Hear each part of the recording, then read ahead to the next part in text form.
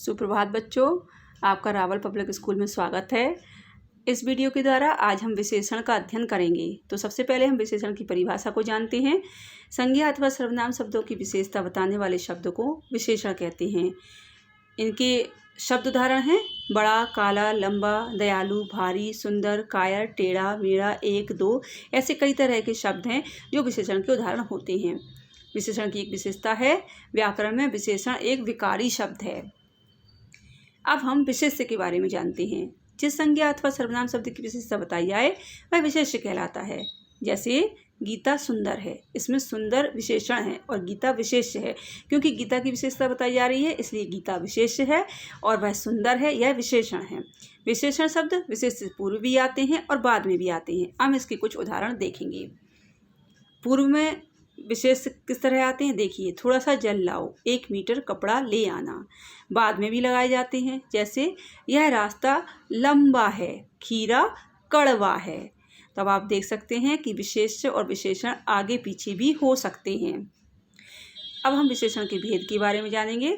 विशेषण के 4 भेद होते हैं, गुणवाचक, परिमाणवाचक, संख्यावाचक, संकेतवाचक अथवा सार्वनामिक। सबसे पहले हम गुणवाचक विशेषण का अध्ययन करेंगे। सबसे पहले हम इसकी परिभाषा देखते हैं। जिन विशेषण शब्दों से संज्ञा अथवा सर्वनाम शब्दों के गुण दोष का बोध हो वे गुणवाचक विशेषण कहलाते हैं। जैसे भाव देखेंगे हम, अच्छा, बुरा, कायर, वीर, डरपोक आदि। रंग देखें, लाल, पीला, हरा, सफ़ेद, चमकीला, फीका आदि। इसके बाद हम दशा देखें, पतला, सूखा, पिघला, भारी, गीला, अमीर, रोगी आदि। स्थान भीतरी, बाहरी, पंजाबी, पुराना, आगामी आदि। गुण भला, बुरा, सुंदर, मीठा, दानी, सच, सीधा आदि। दिशा उत्तरी, दक्षिणी, पूर्वी, पश्चिमी आदि। अतः आप देख सकते हैं कि संज्ञा अथवा सर्वनाम शब्दों के गुण दोष का जहाँ हमें बोध होता है, चाहे वो किसी भी तरह के हो, भाव हो, रंग हो, दशा हो, स्थान हो, गुण हो या दिशा को दिखाते हो, वह गुणवाचक विशेषण कहलाते हैं। इसके बाद हम देखेंगे परिमाणवाचक विशेषण। जिन विशेषण शब्दों से संज्ञा या सर्वनाम की मात्रा अथवा नापतोल का पता चलता है वहाँ परिमाणवाचक विशेषण होता है। परिमाणवाचक भी 2 तरह के होते हैं, एक निश्चित परिमाणवाचक विशेषण और दूसरा अनिश्चित परिमाणवाचक विशेषण। जहाँ पर हमें वस्तु की निश्चित मात्रा का पता चले वहाँ निश्चित परिमाणवाचक विशेषण होता है। इसके कुछ उदाहरण हम देखें। मेरे सूट में 3.5 मीटर कपड़ा लगेगा। यहाँ पर निश्चित है कि सूट में 3.5 मीटर ही कपड़ा लगेगा। 10 किलो चीनी ले आओ, चीनी 10 किलो ही मंगाई जा रही है। 2 लीटर दूध गर्म करो। यहाँ दूध की जो मात्रा है वो 2 लीटर है। यहाँ सारी चीज़ों की जो परिमाण है वो निश्चित है। यहाँ पर हम दूसरा देखते हैं अनिश्चित परिमाणवाचक विशेषण।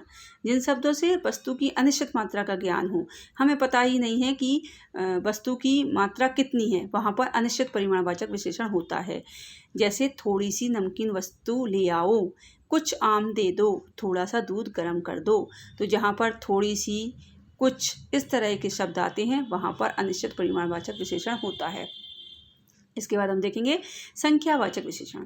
जिन विशेषण शब्दों से संज्ञा सर्वनाम की संख्या का बोध हो वहाँ संख्यावाचक विशेषण होता है। 1, 2, द्वितीय, दुगुना, चौगुना, पाँचों, ये सब संख्यावाचक विशेषण में आते हैं। संख्यावाचक विशेषण के भी 2 उपभेद होते हैं। एक निश्चित संख्यावाचक विशेषण, जहाँ हमें शब्दों से निश्चित संख्या का बोध हो वहाँ निश्चित संख्यावाचक विशेषण होता है। इसका एक उदाहरण हम देखेंगे, 2 पुस्तकें मेरे लिए ले आना। यहाँ 2 पुस्तकें मंगाई जा रही हैं, ये निश्चित संख्यावाचक विशेषण है।